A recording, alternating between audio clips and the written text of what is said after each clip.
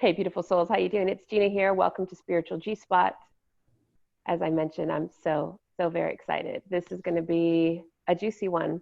Talking to Joel Mitchell. Joel, welcome to my Yes. world. Thank you for having me. Let me tell you a little bit about Joel. He's a body worker. We're going to find out what that is because I don't know. Living in Santa Rosa Beach, Florida, with his wife and three daughters. And he helps people manage pain, stress, and anxiety and depression. That's huge. That's huge. And I knew nothing about this when I invited you on here. But first of all, welcome. Welcome. Yes, thank you for having me.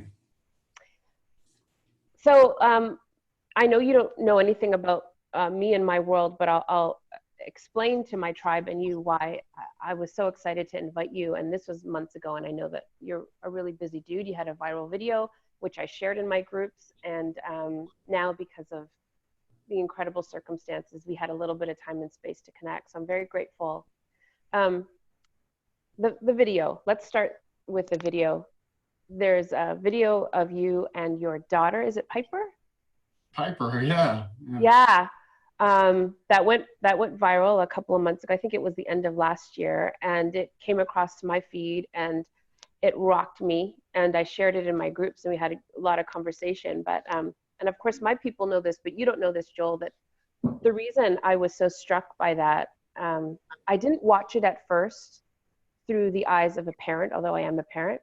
I Yeah. watched it first through the lens of what my viral video, my accidental, unintentional viral video was about, which was being a too much woman. And when I watched the video of you, for those of you who haven't seen it in my tribe, I'll let you explain it.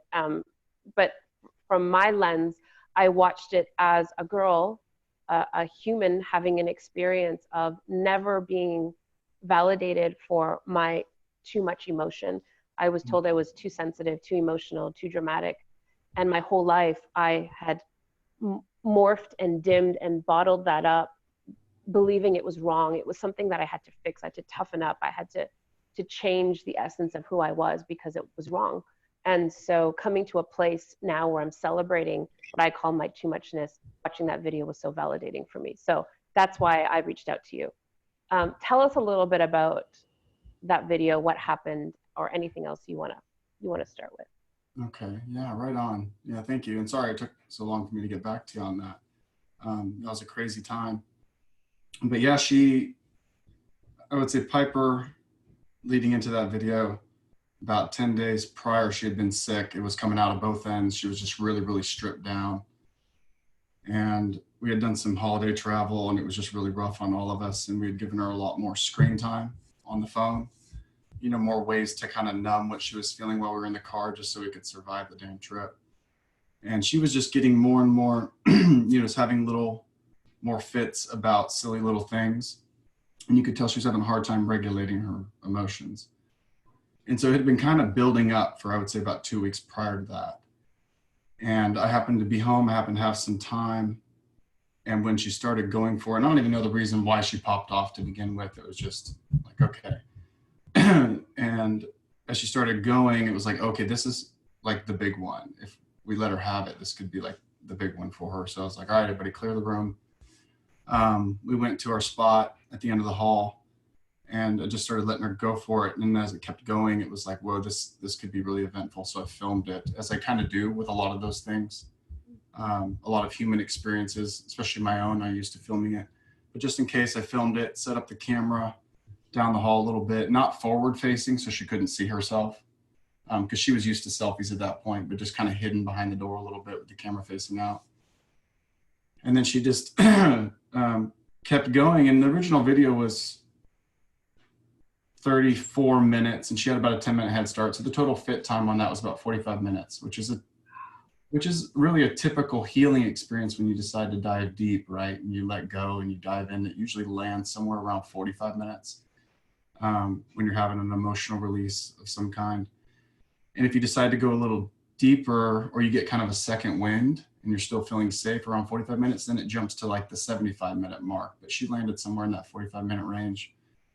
And I had the footage. I was looking over it a little bit later. I'd taken my daughter my other daughter after I put Piper down for a nap after that because she needed one. She was going down. And then took my 7-year-old to a friend's house. And on the way back, I had heard that song that was playing, that song by Passenger. And I was like, that song, I had recognized it. I was like, that song, that person knows what love is. You can tell. That song, and then the name of the song was Patient Love. I was like, that would be a good drop or backdrop for that video. Also gives me a framework to put it into, like a 3-minute framework. So I knew I had to cut it down in some way because I was looking at the footage, you know, before that. And I'm like, man, that worked out so well, you know. And I was so proud of her for working her way through that. And so that gave me a framework to edit it down into. And I did it honestly, like while taking a shit on the toilet, just sitting there in the iMovie app, just cut it down, put it on.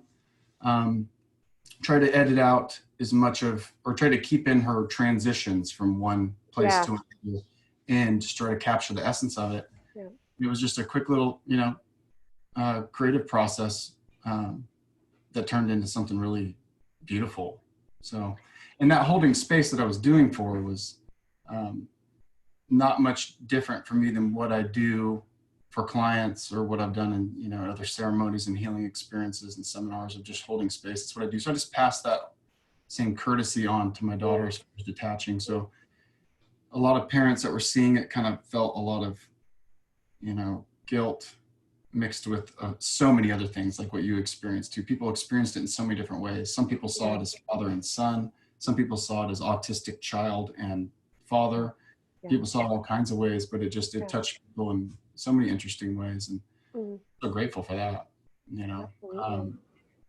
So that there's so many layers of this onion that I want to peel back because there's like my mind's going in a million different directions. First of all, I resonated with, I mean, it went uber viral.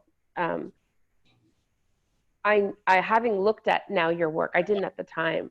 I know that a lot of time you voice over some of your experiences, and I thought it was very precious that you did it so that people could potentially just meet it wherever they were at. And my mirror neurons really thank you, because I watched it, and then I watched it again, and it was like I said, there was a part of my little person, my today person, never mind, who enjoyed you holding space for her, and I imagined it was me, and I'm sure so many people, I'm projecting, but I imagine people were feeling that too. Let's talk a little bit about what the overwhelming response was to that. Yeah. Yeah, overwhelming was right. I didn't know how to handle all of that feedback. I guess I had a lot of like fan mail coming in, and people sharing and writing like letters of how it touched them, and even grown men like, man, I feel like that cracked something open in me that now I can deal with, right? There was something unacknowledged that they could, and it was touching people in ways they couldn't explain. Like, I wept, I don't know why, but I feel something's open in me now, and I feel like I'm ready to handle it. Or I feel like I had some daddy issues that I feel like I can handle now. Wow. Or it gave them permission to let go. And it was really deeply healing tears on every continent in so many languages, you know. So it was this really cool universal thing. And if I was trying to make a point at all while demonstrating anything in that video, it was the futility of words, right? Like I didn't have to say anything to her in that. And so it became this universal language of holding space. And there was just the deep need people have for getting an idea of what love looks like, but also that it's okay to not be okay like that. You know, there was so much of that on the positive spectrum. That's really what it was. And it did wonders for the autism community, even though she's not autistic, but it was still an autistic fit, really. It looked there was no difference, I don't think.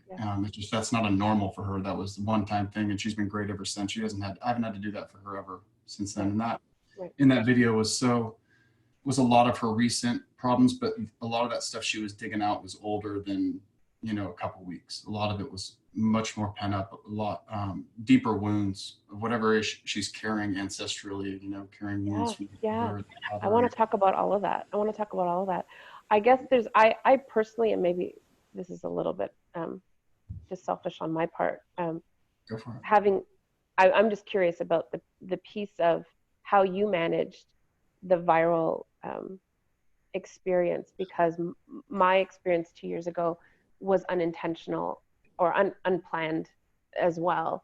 I entered a little speech in a local speaking competition here. I live in Toronto, Canada, and it went viral, and then it went uber viral. And I too heard stories. I still, there were times I was in Facebook jail forever because Facebook couldn't handle the onslaught of the messages, and they thought I was doing something wacky. But Sure. hearing people who were coming out of the closet, people who were leaving marriage, I mean, it's just, I personally didn't know how to manage all of that. So what's the impact been on you personally? Oh man, yeah, managing it. I don't think I did very well at all. I got all of the good and I got a social media overdose, really. Yeah, Um, and I got sucked into it. I mean, I was trying to respond to messages, and then when it, yeah, especially during its main viral pop, and then it was coming from the other side of the world around midnight, these messages coming in, and there yeah, was so much that I was trying, and there was people sending me videos of their kids freaking out, and they're like, what do I do? What do I do? What do I do? Like, and so I got thrown into this world of parenting advice, which I give to my one-on-one clients in my practice with things, yeah, but like, it's not like right. an arena I was expecting to be in or be thrown into all of a sudden. Yeah, I Um, feel that. the hate was like really hateful. If there was any hate or criticism at all, it was a real subtle, like narcissistic style hate, or very just, like angry emojis times 20 with mixed into the message of just, I didn't ever end up reading all the words. It was just, you could see the Yeah, caps, and you could see the yeah, yeah, hostility there. Um, and that was for so many reasons. And then it challenged people's belief systems about parenting. And if there was, especially with, older people who did not parent that way. And so with certain parents, they're like, wow, I feel, they felt a sense of guilt for that. But then mm, there's the older generation who would have just spanked the shit out of her in that situation, and did with their kids. And they're slightly feeling that a little shame, but they're not one to internalize anything at that point. So they're going to be like, no, no, no, not shame on me, shame on you for whatever I can find about you right now. Um, so people twist it in all sorts of ways, and that was interesting, but also expected, because with all that light, you got to have a little bit of darkness mixed in there. And um, we were, I was doing, we were all doing pretty well, actually. I was reading my wife, a lot of the good stories that were coming out of it, and she's like, "Wow, this is really, really positive. This is really, seems like everything's going really well right now with that." And this was just a week or so after, and then she's like, "I'm just waiting. It seems like it can't go this way." She kind of called it almost like a jinx. And then within two yeah. hours, within 2 hours, Child Protective Services was at our door, and that was just, Oh, that sucks. And they oh, came, yeah, they came for um, under I guess the accusations of, or the claims of, posting naked baby pictures online of his kids, and then talking about um, how the end of the world's coming and stuff, when I did that satire video right after. of, oh. You were just marking yourself. You were just, yeah, I do that. Yeah, unfortunately, yeah, I do that a yeah. lot. Yeah, I don't think I'll ever stop, but Nope. yeah, that backfired for sure. But it was also an opportunity to grow and defend how I felt about things, and also Yeah. take on a system. It's different, taking on people, but when the government shows up at your door, it Oh, sucks in oh any yeah. way, and especially because they show up with this attitude of, they have a weird way of just kind of walking into your house. They have a large amount of authority, which is alarming, but I guess they need it in certain situations. But they have this way of walking into your home and assuming that they know what's best for your child more Right. than you. So it's really Right. insulting, invasive, and Yeah. a bunch of things all at once. And that was traumatizing for my wife, who was pregnant and still is. And that sucked for us. Yeah. But we then she kind of started kind of having it out for us a little bit. They have a way of doing that, from what I understand. For parents who don't need them, they're kind of like, I'll show you how much you need me. Like they kind of have to prove it to you that you need me. Right. You need to watch over you, and you need me to Are watch you over still managing that, or is that because this is a couple? No, they close the case because they have to after 60 days. Okay. Unless they have a criminal investigation going, which they weren't able to do. Right. Right. So that's all in the past. Thank God, we're done with that. And then we don't have to deal with this. Ever since then, it's been all good, and we've been able to focus on the positive and other things because we got a baby coming and stuff. Yeah. But Yeah. that was, I don't know how to handle a viral. I don't know. I mean, I actually Googled like what to do when a video goes viral. So did I. You had a mix of emotions, like this is great, but I laughed about the response, I cried about it, it was like I felt everything with that. Yeah. It was just incredible what was happening, but it was also so overwhelming that it got numbing, and I just threw myself straight into burnout immediately with it. It just took me down, and it needed to, because I see the value in little random rock bottoms. I get a lot out of those spaces, those dark spaces. I can growth opportunity in them. So I ran there, dove in head first straight towards burnout, and I don't know, it was worth it. I'd do it again, I guess. But it was interesting. What was yours like? Mine was a little bit different, because mine, I am a speaker, and I've been speaking for a long time, but this was the first time I wrote a speech that was for me personally. And I thought it was going to be like 30 people in a bar. I didn't have any idea that it would be shown on social media and go viral. So I might not have, I say this tongue in cheek, I might not have written that same speech the same way had I thought everyone would hear it. But now that I know, I would. But for me, the experience that was different was I wrote the speech. I just kind of, it wrote through me. It wasn't like thoughtful and methodical, and I didn't like edit it, and I wrote the speech, spoke the speech, and it's taken me 2 years now to really understand what I wrote, to understand it deeper than surface level. And so I've spent the past 2 years touring. It birthed a movement organically, and I now have a deeper understanding. So what I know now is that my whole life has been preparing me for this awareness, and now I'm just going deeper into it. So it's actually unpackaged a whole bunch of things for me. But let me tell you, I resonate with the burnout, the overwhelm. I felt responsible for every person who messaged me and still does and says, I'm in this abusive relation. I want to come out to my parents. I want to die. I'm suicidal. I mean, I still get those messages. And I teeter with what do I do with all that? So, I mean, still, just as of yesterday, I'm like Googling suicide prevention in New Zealand, like in some small town in New Zealand. I mean, how much responsibility do we have? But I do surrender to and fully accept and appreciate with gratitude the opportunity, because it's brought me to places that I could never have gone within myself, never mind, just within myself. And I'm still going there. So I want to talk to you more about that. There's so many bases I want to cover, but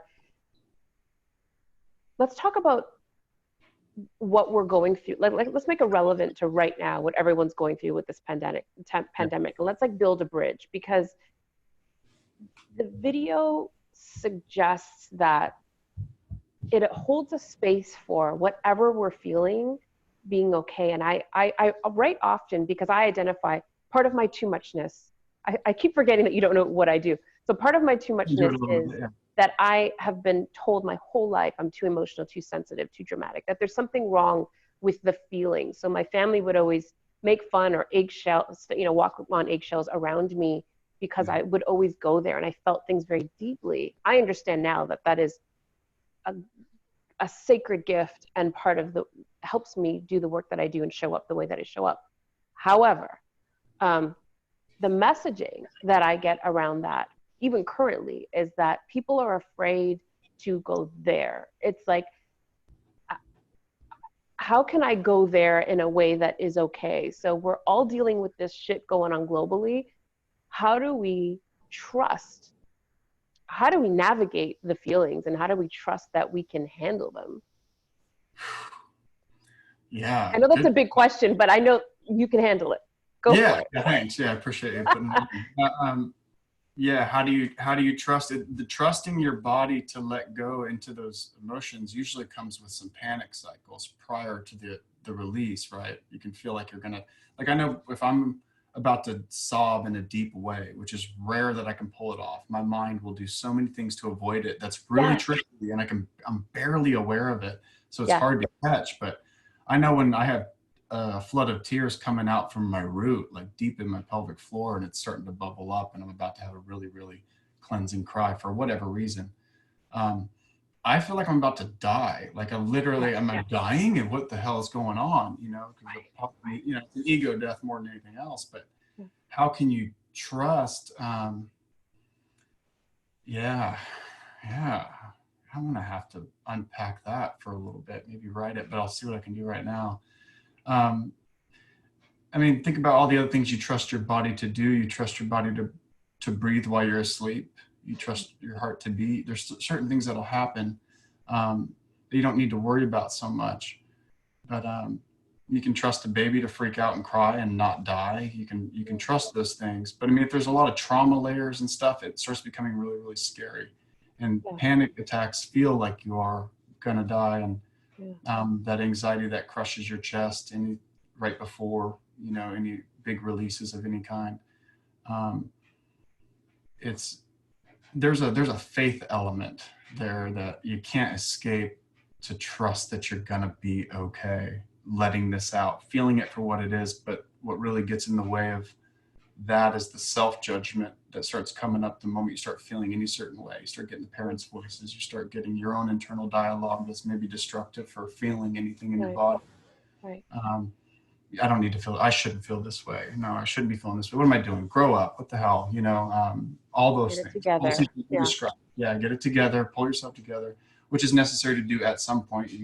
There's also the other extreme of sitting there wallowing away forever. Right. And eventually you do have to pull yourself up, but you do it for you by your own strength and power. You can get up, and that's helpful.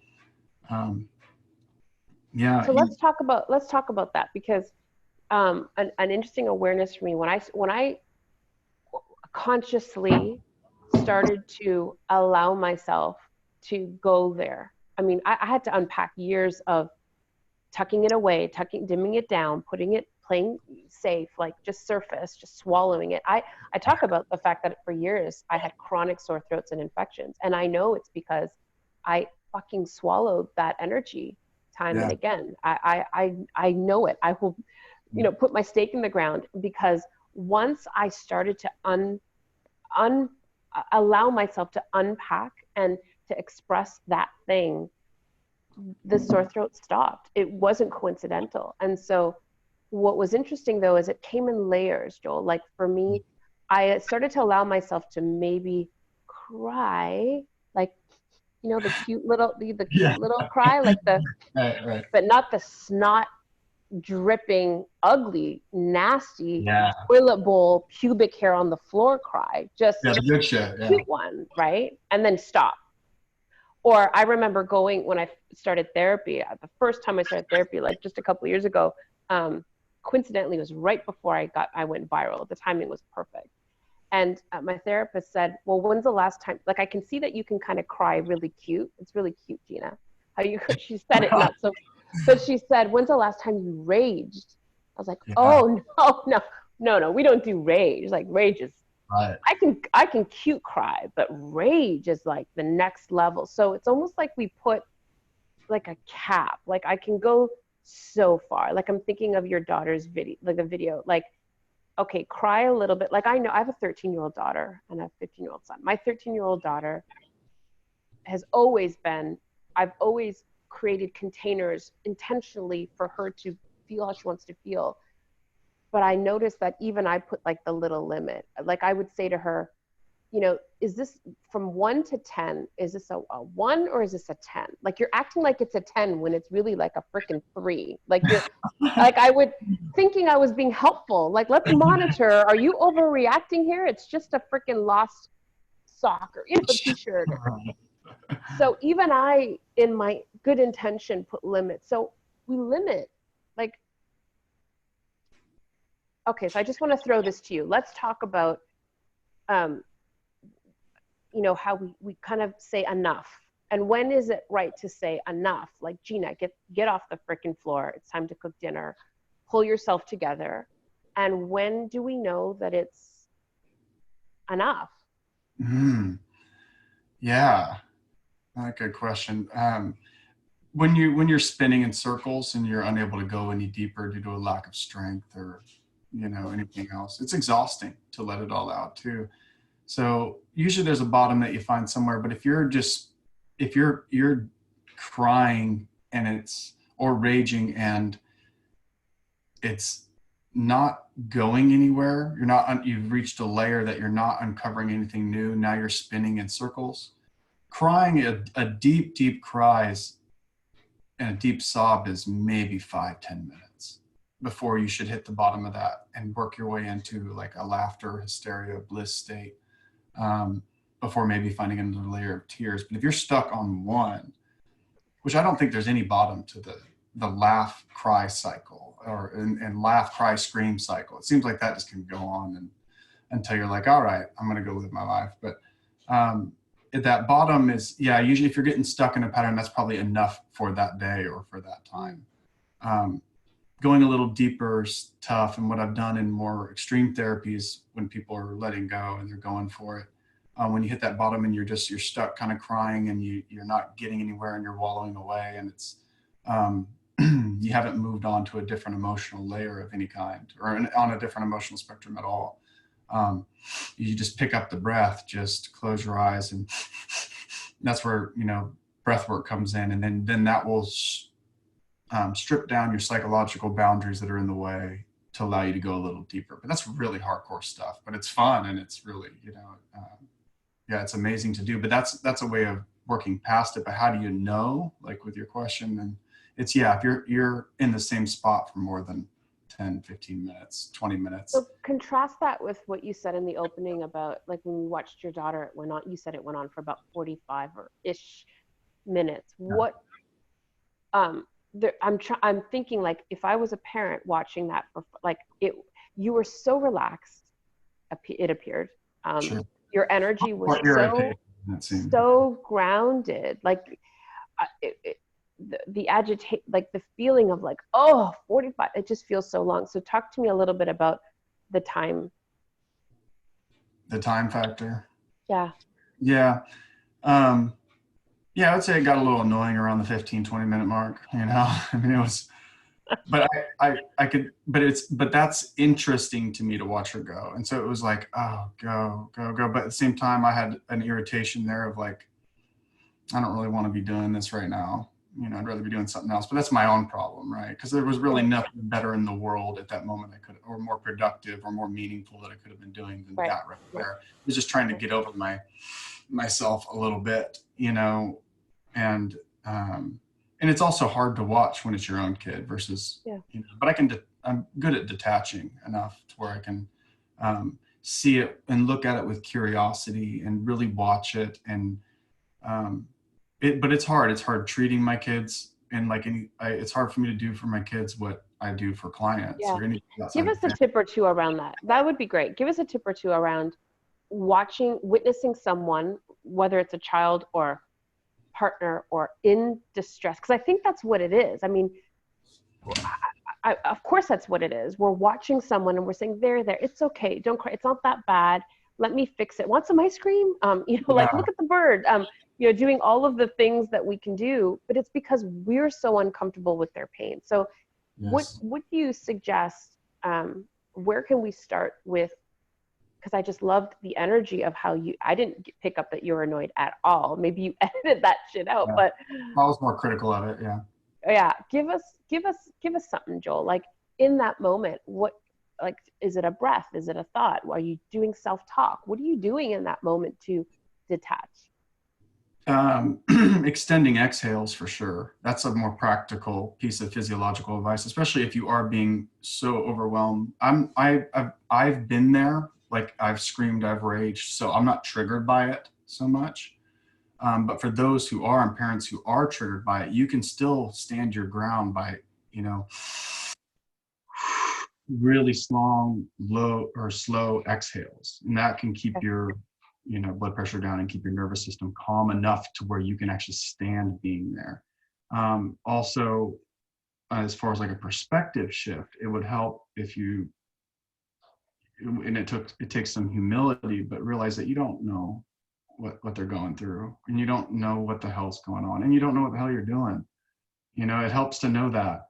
And because life's such a mystery. And when it comes to that stuff, it's such a mystery. We're not taught about emotions and stuff. So when they're going through it, get out of their way. But what is most important there is they need to know that they're loved like that and okay like that. Because if you leave them there with it, then it translates to them that even at a primal level, right? She won't remember it, but you know, at a primal level, they're like, whoa, I'm not okay like this.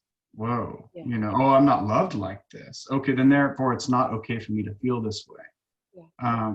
So yeah, just being there and standing your ground at kind of at all costs. If it stirs, it can be stirring you up on the inside, but you can maintain your space by keeping your exhales long and slow. Okay. And then when it's Talk all to, over, don't freak out.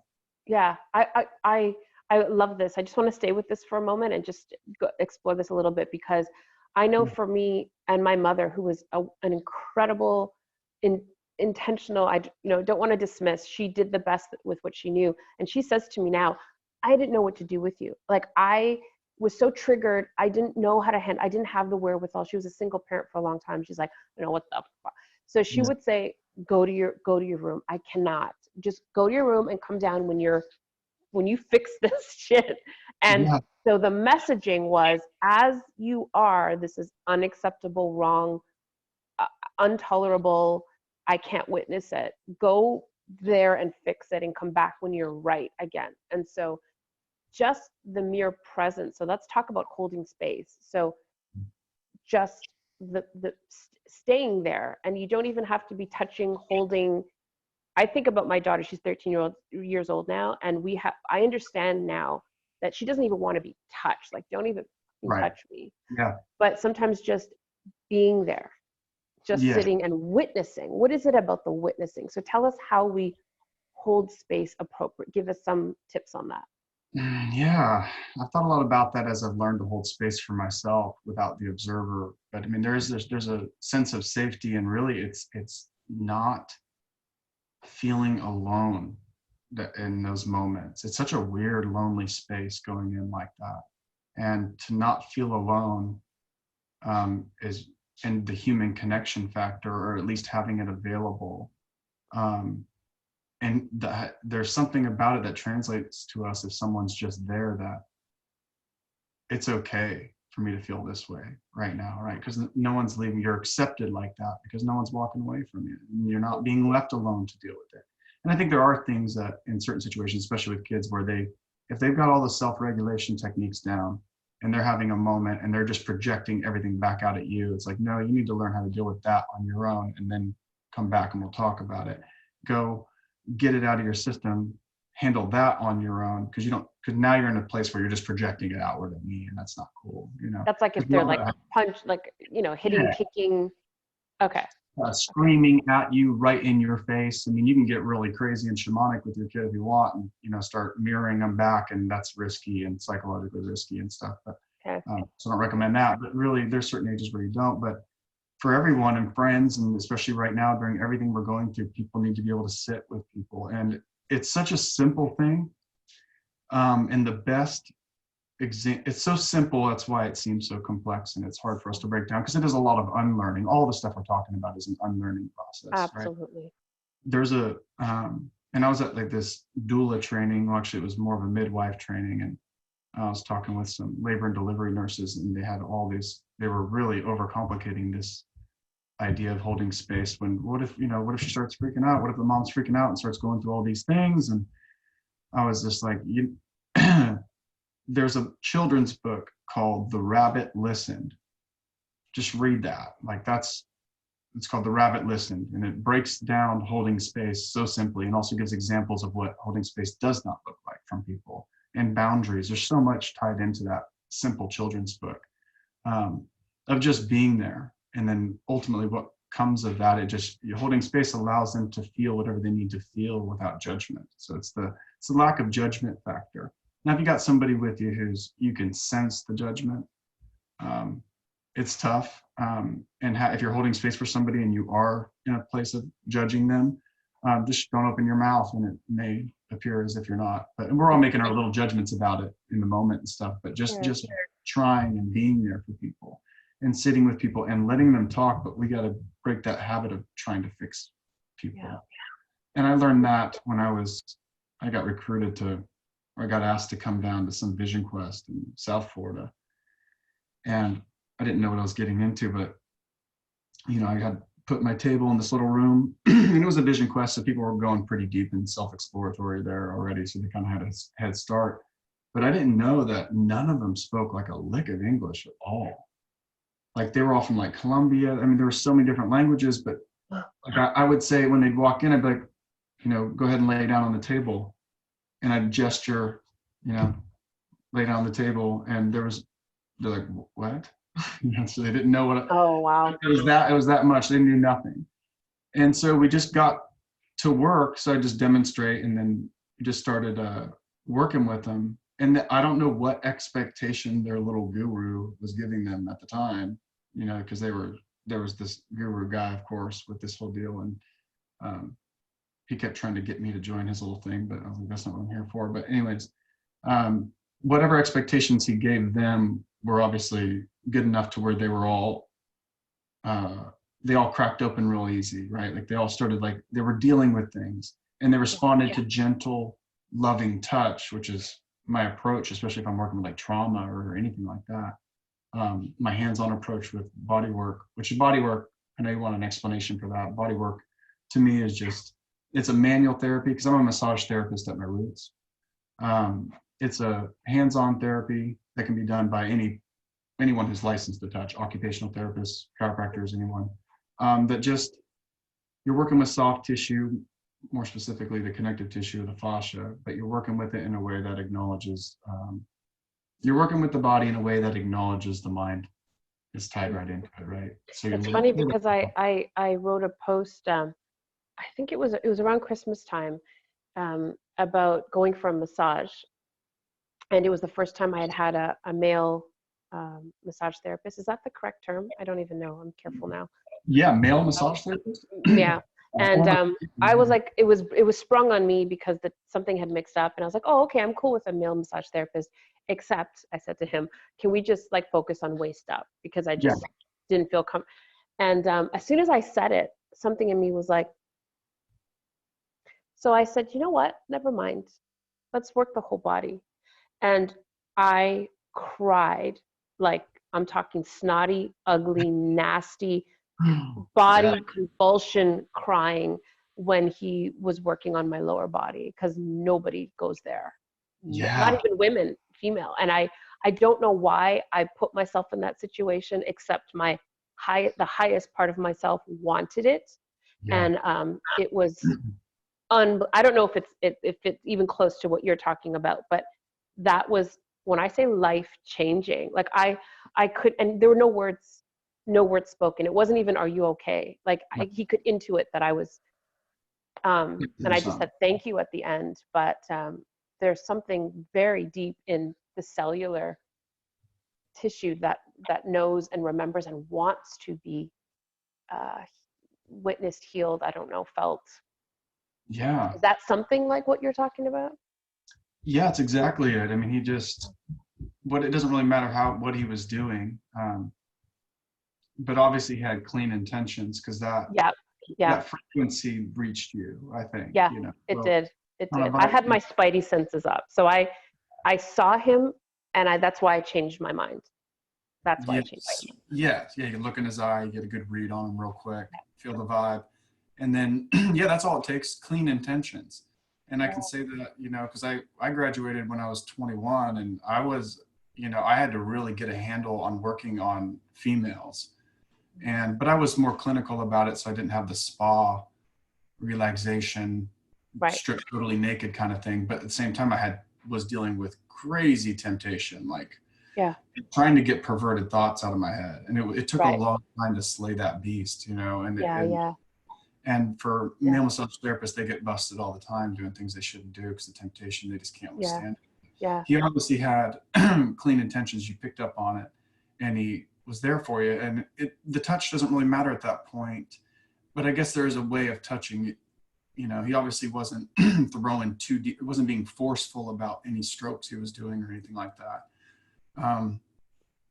But it sounded like that was exactly what you needed at the time. And from a male too, is what do you think that's what it was? Yeah, absolutely. Oh, Yeah. absolutely. And because the timing is so perfect, because like I said, I wrote the Too Much Woman speech, it went viral, and I'm still unpacking.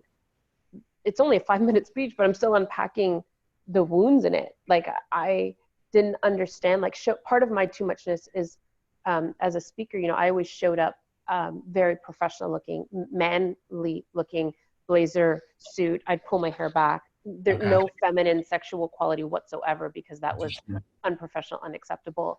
And just now in the past few years, coming into what I call my sensual revolution, that as a woman, as a 40-something-year-old mother, that I dare to be connected to that part of myself and to be witnessed by him, not sexually, but just in my body. I don't know how to. Anyways, it was a deep. I'm still figuring out what that was. Yeah. Yeah. What is your history with male platonic touch that doesn't want anything from you? Oh, it didn't exist, and so Yeah. So it was deep shit.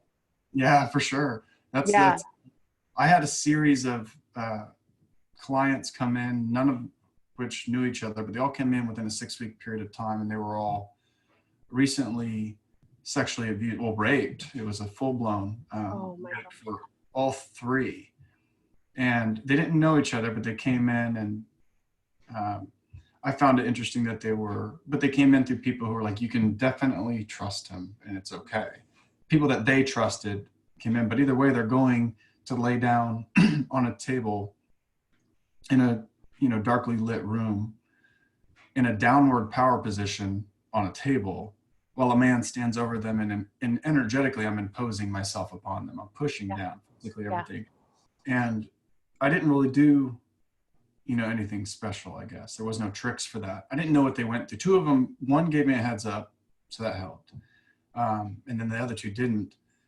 But it doesn't really matter because it doesn't change what I'll do necessarily. I am somewhat trauma informed anyway with what I do. I'm pretty safe about it because I don't know. And I don't get history unless someone wants to share it. So I have a universal approach to that. But I eventually talked to all of them after, and in like a long conversation, just try to figure out and get some good feedback from them on what it was so important about it. And the common factor of it was of why they healed so much in the process of just a few treatments, and it was that male platonic touch. It was the touch that did not want anything from them. Yeah, I've got chills on that. Yeah. Yeah, if you don't have, it makes me emotional because there's not really a place that I'm aware of to explore that. That happened accidentally, and so I've thought about would I go back again, and would I is there more there? And I know that there is. I don't know that I'm ready for it, but I love that you've just opened up a thought for me that maybe there is a space for that. Yeah, I think so. Have you shopped for any therapists? No. Where are you? I'm in Toronto, Canada. Toronto, okay. Then yeah, you got a lot of therapist options up there, but shop around, see if you can find a nice guy. Thank you. And I don't even know how we got down this. It doesn't matter. It doesn't even matter. But yeah, thank you for that. I'm sure that there's someone watching who will receive it as well. I don't want you to go yet. I know we have just a couple minutes. I want so much to really hold a space for everyone who's feeling all the things right now. What are you doing? And what are you doing, or is your family doing during this time to, and I don't know if even the word is stabilize your emotional experience, but to ground it, to anchor it? Like, can you give us something to take away or focus on or work on? Yeah, keeping any sort of routine is helpful. Obviously, if you have a meditation practice, that needs to be somewhat of a focus. You need time, and it doesn't have to be any sort of modality of meditation. Just time, quiet time behind your eyes, and let whatever chaos come out that needs to come out. But you got to detox. Turning off the news would be extremely helpful. That's something we can do. And what we've done in our family, as far as our situation, we got 3 daughters, and we got another baby due in like 3 weeks maybe. So there's some focus there, and we're kind of nesting, running around, doing projects, getting things. So we're real focused on what's going on in the house. And then I'm doing a lot of one-on-one time with the girls, grabbing each one. We got a little boat, I'll take it out, we'll go fishing, just let them spit off what's on their mind for a couple hours and just give them 100% attention, which they all need a lot of. And then we're the rough and tumble play with your kids. I don't know if anybody has any history of wrestling around with their kids on a bed or anything, but that is so therapeutic. And I don't necessarily want to get into why that is, but just take my word for it, I guess. But like, yeah, play around with your kids in any sort of wrestling, grabbing, hugging manner. All that touch is so helpful. And it gets a lot of their energy out too, and it helps them create boundaries in all kinds of symbolic ways and stuff. So it's those are all good things we can do. But yeah, shutting off the news is probably number one if you're watching it all the time now, because it's no longer that helpful for us right now. And social media. Can you give us any tips? Actually, I'm so glad I remembered to ask you this. Yes, I've been looking for this. So I'm home with my 2 teenagers, and my daughter, as I mentioned, she's hot and cold. She's like, yeah, I'll kiss you. No, not today. My son's like a big teddy bear, but he'll be 16 next week. He's like, okay, how much snuggling? Come on, mom. So as a woman who, my love language is touch, right? So it's like my supreme, I take a lot of baths, and I'm like putting a lot of lotion on. Give us some tips for those of us who are craving that sensory affirmation, I don't know, and B, part of that, and maybe a sidestep, is a tip on holding space for ourselves. So for me, I always talk about how every day around 7 o'clock, I take a bath, and I play music. It's a ritual for me. Yeah. Play whatever music is inspired in that moment, and I let myself go there. And I actually talk about ritual, hold a container that throughout the whole day, no matter what happens, I know at that time roughly, I'm going to go take a bath, and I'm going to let it go, whatever it is. And I use music as a tool to get me there, because sometimes I can't, because I get in my head. Right. Really helpful. That's the only way I know how to hold space for myself. And sometimes I just sit there. Sometimes I feel really sexy, which feels good. And sometimes I cry, and sometimes I rage, and sometimes nothing, I fall asleep. I mean, whatever happens, but that's my ritual. So can you give us those 2 things? How do we when we have no one, for those of us who are living on our own or don't have that, what can we do? And then number 2, any tip on how to hold space for ourselves? Yeah, well, what you just described, that self-ritual, is fantastic. And the music does alter your consciousness enough to where you can dive a little deeper. So whatever kind of music helps you get there, that's helpful. And good lyrics or subtle lyrics that you're not like real focused on and paying attention to, but something running in the background, a certain sound or whatever your frequency is, just try to find something. But that ritual you're describing, a daily ritual of shedding things at the end of the day, is really good. So the hot bath, the hot shower, but the ice cold showers are I saw that video. That will help. It scares me, because I live in Toronto, Canada, so I know you're in the heat, so maybe that sounds really, but for us it's like, but talk about that. Oh, I'm so glad you raised that. Yeah, cold exposure you're going to need in your life. and just bring it in and let it change your life. I do ice baths in like a deep freezer that I've turned into a bath that I just keep iced down to mid 30s. But what you can do, especially up in Canada, you probably got really cold groundwater. So your cold showers will be, that's a great way to start your day, but it's also an amazing way to end it, which I recently started doing. It's, and not every day at the end of the day, but every day I go sauna and ice bath every What time. is that doing? Like, what's, I I don't, understand that there are so many health benefits, and I understand that on that level, but like from a sensory experience, what is that doing? yeah, yeah. Yeah, that's how I look at it anyway. That's all I'm really focused on is what I'm getting out of it. Yeah. Well, the cold exposure it's waking your body up immediately. And we get so in our heads that we're not paying much attention to our body, which is where everything is stored, and we tend to start to ignore certain parts of our body. It becomes really difficult to ignore yourself when you're faced with cold. And then it also forces you to breathe deep, which we never, or we're kind of shallow chest breathing, especially in times of a fear squeeze. The whole body's starting to squeeze, the anxiety's starting to keep us in this grip, which is starting to loosen up for some people in some places. But some people won't be able to escape the trauma of this. They'll be stuck. So keeping a cold shock experience of just hitting the cold shower, I say go for 30 seconds. Straight on the head, over the body, try to get it in your armpits a little bit, just get it everywhere. Okay. If you don't have an option for totally submerging, which is way better, but the cold shower is, it can be really, really good and enough for you, but at least ending your hot shower in the beginning of the day with some cold is the way in how you feel once you've got, I mean, you wake up.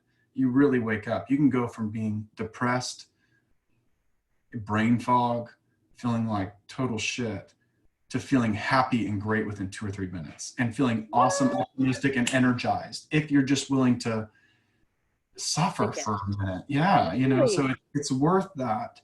All right, Joel. You breathe, you wake up, and it gets you going, and it snaps you out of whatever funk you're in. And by doing it consistently, you don't have a chance to escape your body. You get to stay in your body, and that allows you to feel. So first few days of doing some cold exposure, and do it as long as you can. And you can always go hot, ice cold, hot, ice cold, back and I'd forth. probably do that. Yeah. For a vascular flush or whatever it takes, but ending on at least a cold shock or a cold flash, and just end on that and then dry off. Always end on cold if you can. It just, it breaks your stress cycle immediately. And so you can start fresh real quick, but that will keep you in your body. And over days of doing that, you might start to feel more emotionally sensitive to what's going on. You might start creating some better boundaries, but you also may start feeling more. So that would be helpful if we could all feel a little more. So that's a good daily practice. I'm scared, but I'm going to do it. I'm scared. Yeah. I'm a little scared. My knees are walking when I open up that deep freezer every day. I'm not like excited to get in there. I'm scared of it some days, but I'm slowly battling the voices that are telling me not to do it or skip it, because I know better now. I know exactly how I'm going to feel after 2 or 3 minutes. I know I'm going to feel so much better. So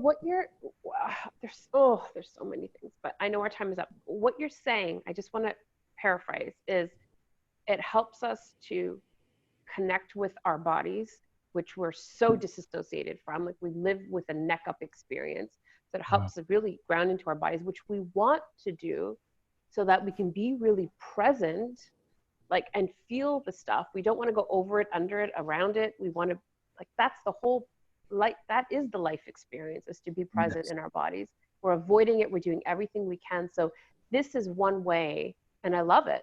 I hope everybody tries it. This is one way that we can go there and experience it. And I love the added benefit of it kind of being like a shot, or I call it a pattern interrupt. It's kind of like, I'm feeling this way, and it's like a pattern interrupt. Yes. Yeah.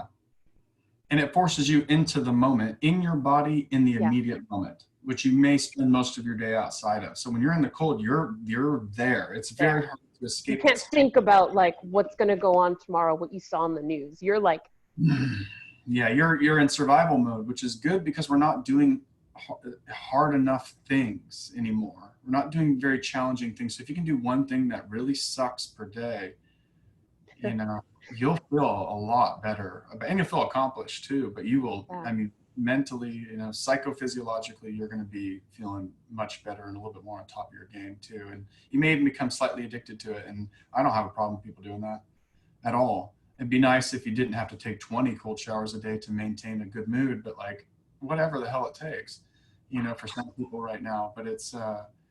yeah, that's good. And I'm glad we remembered to talk about that. So thanks Yes, for me bringing too. That's a huge takeaway. So challenge accepted. that. Okay. Everybody watching, Cold this is shower the a day. Joel challenge. Challenge is accepted. It's actually a I Wim Hof challenge. I would say I don't want to take credit for that cold exposure. That's all coming from Wim Hof, which everybody needs to take a look at what he's doing with the ice and the cold exposure and the control he's been able to have over involuntary or systems we thought we couldn't control in our body, our mood, happiness, you know, all these Could you things. spell that? Could you spell his? Yeah, WIMHOF, Wim Hof. Funny guy.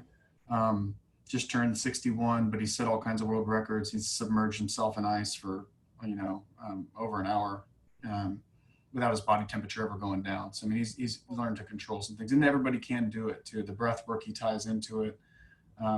He's got a lot going on there. So that's a good source if you want to dive more deep into what cold exposure can do for you, especially in controlling your immune system, but you have total control over, apparently, you know, and it's, or so it seems from his studies too that he's done. They've injected him with all kinds of stuff. So I mean, anyway, look into Wim Hof, WIMHOF. That's a cool source to if you want to get all yogi about it. It's really awesome. Yeah. I love it. I will absolutely dive in. It's right up my alley. Please receive this. I want to thank you so much for how you're showing up and for that video, but in all the ways that you're showing up, for taking the time for me, for my community, whoever this reaches. I want to thank you on behalf of all of us for who you be. So Yeah. thank you so very much. Well, thank you. Right back at you too. I appreciate it. Yeah, and all the best with the new baby and to your beautiful family. And yeah, we'll keep you posted. We're all going to be ice showering and bathing. Yeah, hopefully that's the case. But yeah, we're excited. We're just a few weeks out from the baby. We're having it at home too. So it's we've got awesome midwives and they're amazing. Yeah. It was a life-changing experience having my kids at home. But talk about self-trust. Let's end on that, because I just did a master class on self-trust. Cool. The ultimate self-trust was having my babies at home. It was the most unbelievable. Talk about being in your body, present moment, feeling all the feels. So, all the best to you. Yeah, you too, Jan. Thank you so much. Thank you so very much. It was wonderful. Thanks, everybody. See you next time, Spiritual G-Spot. Bye for now. Keep me posted on how you do with your ice bath, and we'd love to hear any feedback you have in the video. Bye for now. Thanks, Joel. Bye. Thank you.